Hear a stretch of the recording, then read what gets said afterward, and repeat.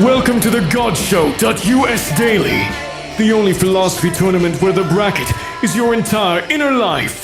The prize is mild discomfort, and the crowd absolutely cannot stop thinking about themselves.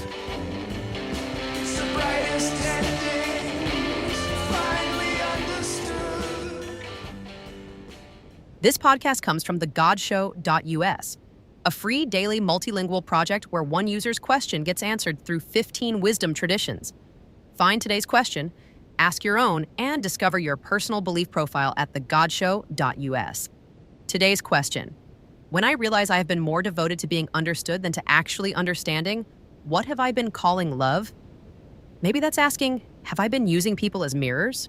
Or is the hunger to be witnessed the same thing as caring about someone? Or simply, what do you call it when the love felt completely real, but it was mostly about you? That question. Let's get into it. Right, so 15 traditions got this question, and almost none of them said, oh, easy mistake, no big deal. The move they keep making, Christianity, Islam, Sufism, Vedanta, is to name it as a kind of false worship. You weren't loving a person. You were performing devotion in front of a mirror you happened to have aimed at someone else. Islam is blunt about it. This isn't a love problem, it's a worship problem. The nafs, the ego self, shows up wearing your most sincere face. It feels like love because the ache is completely real, and that's the trap.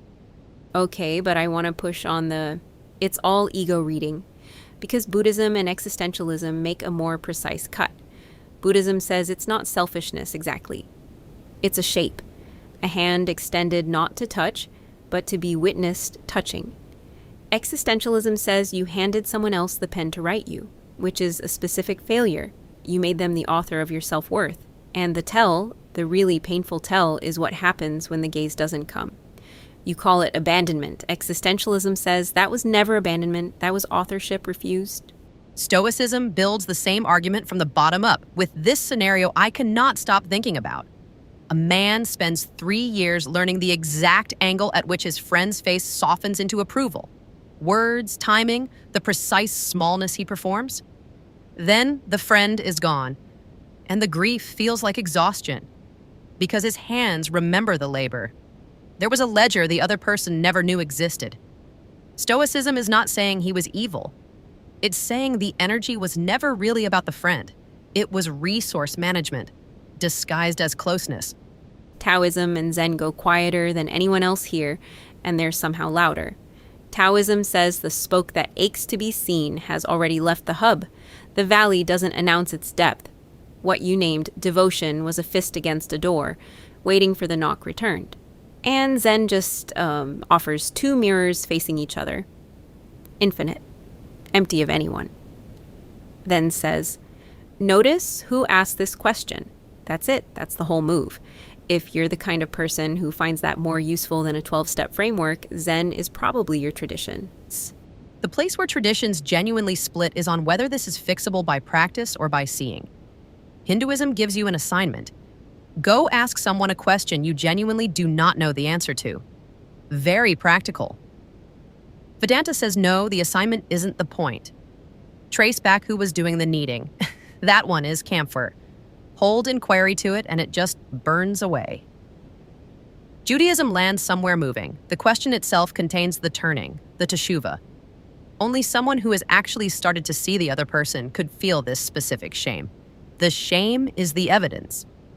Pop culture oracle went with Atlanta, which, okay, yes, the scene where the walls are the wrong color, and everyone's speaking too fast.